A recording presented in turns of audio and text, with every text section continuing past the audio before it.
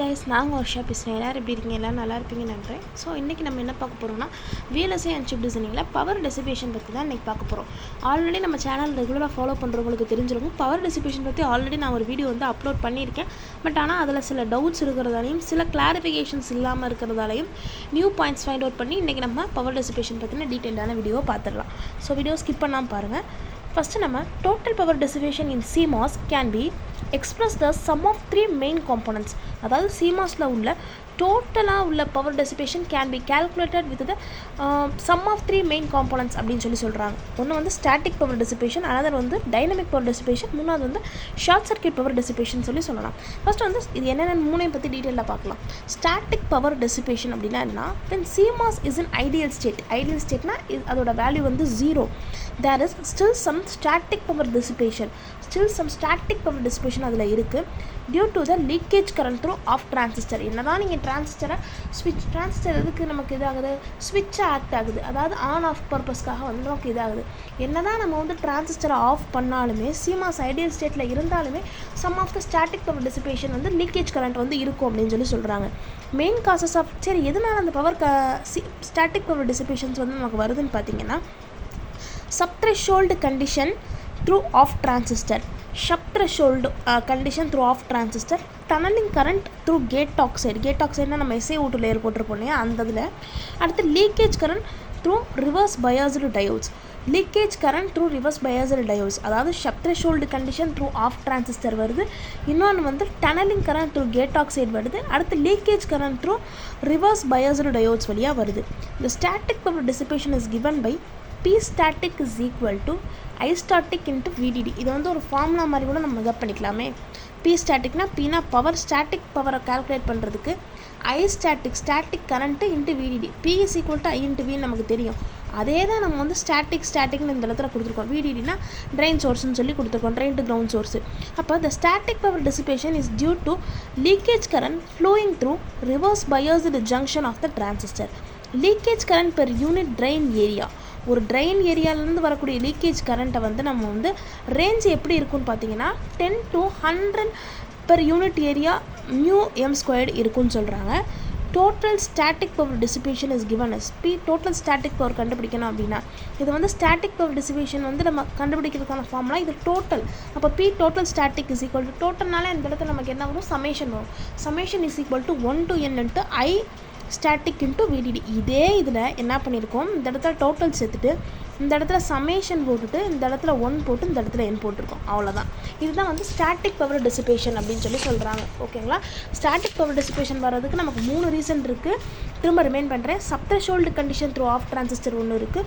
ரெண்டாவது வந்து tunnelling through gate oxide இருக்குது. மூணாவது வந்து லீக்கேஜ் வந்து கரண்ட் வந்து லீக் ஆகுது. Leakage current through reverse biased diode மூலிமா நமக்கு வந்து இதாகுதுன்னு சொல்கிறாங்க.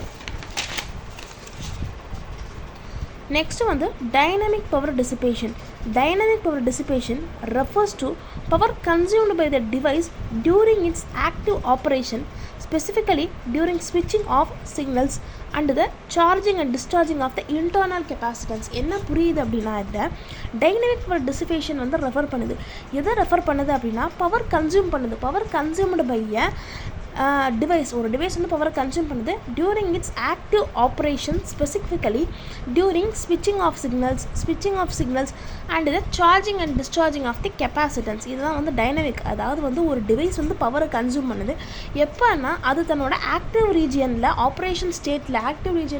ஆக்டிவ் ஆப்ரேஷனில் இருக்கும்போது. அது என்னென்னு பார்த்தீங்கன்னா ஸ்விட்சிங் ஆஃப் சிக்னல்ஸ் வந்து ஸ்விட்ச் ஆஃப் பண்ணுறது, ஸ்விட்ச் ஆன் பண்ணுறது. அடுத்து சார்ஜிங் அண்ட் டிஸ்சார்ஜிங்னா அது நடக்கிற மெயினான ஒர்க்கு. அது வந்து பண்ணுறது வந்து கெப்பாசிட்டர். இது வந்து டைனமிக் பவர் வந்து நமக்கு வந்து 2 இதில் வந்து நடக்குது. பவரை வந்து ஒரு டிவைஸ் கன்சியூம் பண்ணுது. எதனால் அந்த டிவைஸ் வந்து பவரை கன்சியூம் பண்ணுது அப்படின்னு சொல்லி பார்த்தீங்கன்னா எப்படின்னா ஆக்டிவ் ஸ்டேட்டில் ஒரு டிவைஸ் இருக்கும்போது, ஃபார் எக்ஸாம்பிள் ஸ்விட்ச் ஆஃப் த சிக்னலை வந்து ஸ்விட்ச் ஆன் பண்ணுறது, ஒரு வேவ் ஃபார்ம் க்ரியேட் பண்ணுறது, ஸ்விட்ச் ஆன் அண்ட் ஸ்விட்ச் ஆஃப் த சிக்னல்ஸாக இருக்கட்டும். அடுத்து சார்ஜிங் அண்ட் டிஸ்சார்ஜிங் கெப்பாசிட்டன்ஸோட வேலையாக இருக்கட்டும். எது இருந்தாலுமே பண்ணுறது வந்து நமக்கு இந்த டைனமிக் பவர் டிசிபேஷன் வந்து இது பண்ணுதுன்னு சொல்கிறாங்க. So P dynamic is equal to 0.5. இந்த வேல்யூலாம் நம்ம மாற்ற முடியாது. இது கான்ஸ்டண்ட்டாக கொடுத்த வேல்யூ 0.5 இன்ட்டு CL அப்படின்னா என்னன்னு பார்த்தீங்கன்னா லோடு கெப்பாசிட்டன்ஸ்னு சொல்லுவாங்க. V² அப்படின்னா சப்ளை வோல்டேஜ், Fனா frequency.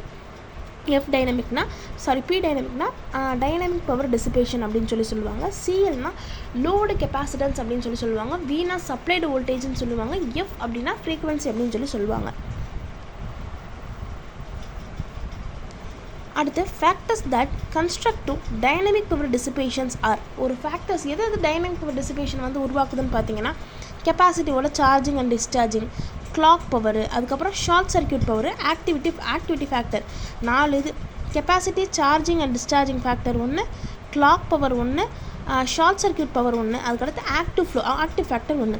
Reducing power dissipation is crucial for improving the energy efficiency. Various techniques employed to minimize the dynamic power dissipations are clock gating ஒன்று இருக்குது, வோல்டேஜ் ஸ்கேலிங் இருக்குது, low power design இருக்குது. இது 3 தான் வந்து நம்ம வந்து ரெடியூஸ் பண்ணக்கூடிய டெக்னிக். எதனால் வருதுன்றதுக்கு 4 ரீசன் இருக்குது. எது நம்ம ரெடியூஸ் பண்ணுறதுக்கான டெக்னிக்ஸ் வந்து மொத்தம் 3 டெக்னிக்ஸ் இருக்குது. எதனால் அது வருதுன்னு பார்த்தீங்கன்னா கெப்பாசிட்டிவ் சார்ஜிங் அண்ட் நான் திரும்ப சொன்னதான் திரும்ப உங்களுக்கு மெகப் ஆகணுன்றதுக்காக சொல்கிறேன். கெப்பாசிட்டிவ் சார்ஜிங் அண்ட் டிஸ்சார்ஜிங், அதுக்கடுத்து கிளாக் பவர், ஷார்ட் சர்க்யூட்டல் பவர் இருக்கும், அடுத்து ஆக்டிவிட்டி ஃபேக்டர் இருக்கும். அதுக்கடுத்து இதை எது மூலமா நம்ம ரெடியூஸ் பண்ணலான்னு பார்த்தீங்கன்னா கிளாக் கேட்டிங், வோல்டேஜ் ஸ்கேலிங், அதுக்கப்புறம் லோ பவர் சர்க்யூட் டிசைனிங். ஓகேங்களா? நெக்ஸ்ட் வந்து பார்க்க போகிறது short circuit power dissipation. Static பார்த்தாச்சு, டைனமிக் பார்த்தாச்சு. நெக்ஸ்ட் வந்து ஷார்ட் சர்க்யூட் பவர் டிசிபேஷனில் it indicates the power dissipation due to the short circuited current is called இது. ஓகேங்களா? PSC is equal to K divided by 12 into VDD minus VT 3TRF divided by TT. திரும்ப formula சொல்கிறேன். PSCனா power due to short circuit current. Short circuit is equal to K divided by 12 into VDD minus VT into 3TRF minus TP. அதாவது PSC is equal to K by 12 into VDD minus VT into 3TRF divided by TP. TPனா time period input wave form. டிஆர்எஃப்னா rise time of input wave form. அந்த wave வந்து இப்போ ஒரு sinusoidal wave நான் போடுறேன்னா அது பீக்கு போகக்கூடிய, அதாவது க்ரஸ்டட் ட்ரஃப்ட்டுக்கு போகக்கூடிய டயத்தை தான் வந்து ரைஸ் டைம் அப்படின்னு சொல்லுவாங்க. கே அப்படின்னா இது வந்து ஒரு type of constant. PSC is equal to K by 12 into VDD minus VT into 3TRF by TP. ஓகேவா? இப்போ power dissipation affects performance, reliability, packaging, cost and portability. Performance, reliability, cost and portability. Performance, reliability, packaging, cost, portability இது எல்லாத்தையுமே வந்து reduce பண்ணுது. Factors influencing CMOS power consumptions are 3 major. அதாவது வந்து power dissipation வந்து 3 பண்ணலாம். ஒன்று வந்து ஸ்விட்சிங் plus short circuit plus leakage. Techniques to reduce power consumption என்ன பண்ணலாம்னா ரெடியூஸ் வோல்டேஜ், கொடுக்கக்கூடிய வோல்டேஜ் ரெடியூஸ் பண்ணலாம், reduce physical capacitance, minimise the number of operations, ordering of input scales and reducing ஸ்விட்சிங் activity, minimising number of operations. Low power optimisation என்னென்னு பார்த்தீங்கன்னா low power optimisation technique of MOSFET is aimed at reducing power consumption. Some techniques for low power optimization we are having. The techniques are threshold voltage adjustment. By adjusting the threshold voltage of the MOSFET, power consumption can be reduced. இது நமக்கு புரிஞ்சுக்கிட்டு நமக்கு பிடிச்ச மாதிரி கூட எழுதிக்கலாம். Scaling down supply voltage, reducing supply voltage of the MOSFET power consumption. Subthreshold operation. Operating MOSFET like a VGS below the threshold voltage can reduce the power consumption. VGSக்கு பிலோவாக நம்ம வந்து த்ரெஷோல்டில் வச்சு ஆப்ரேட் பண்ணும்போது சப்த்ரெஷோல்டு வோல்டேஜ் அப்படின்னு சொல்லுவோம். மல்டி VT டெக்னிக்ஸ் அப்படின்னா using multiple threshold voltage transistor இன் ஏ single circuit. Multiple voltage இருக்கக்கூடிய multiple threshold இருக்கக்கூடிய ஒரு டிரான்சிஸ்டரை நம்ம சர்க்யூட்டில் ஒரு சிங்கிள் சர்க்யூட்டில் யூஸ் பண்ணும்போது பவர் கன்சப்ஷனை ரெடியூஸ் பண்ணலாம். பவர் கேட்டிங் அப்படின்னா involves selectively turning off the power supply to specific clocks or components of the circuit when they are not in use. அதாவது அது யூஸ் இல்லாதப்போ ஆட்டோமேட்டிக்காக அதை ஆஃப் பண்ணிடுற மாதிரி பவர் கேட்டிங். கிளாக் கேட்டிங்னா clock signals are selectively enabled or disabled on activity of circuit clocks. இதை தான் வந்து பார்த்திங்க அப்படின்னா நமக்கு ஒரு இம்பார்ட்டண்ட்டானது. இதை திரும்ப நிறைய தடவை நம்ம மெகப் பண்ணோம், அதாவது திரும்ப படித்து எழுதி பார்த்தோம்னா தான் நமக்கு வந்து இது வந்து ஈஸியான கொஷினாக இருக்கும். ஸோ நெக்ஸ்ட்டு PMOS டிரான்சிஸ்டர்ஸை பற்றி நம்ம டீட்டெயிலாக பார்க்கலாம். So stay tuned.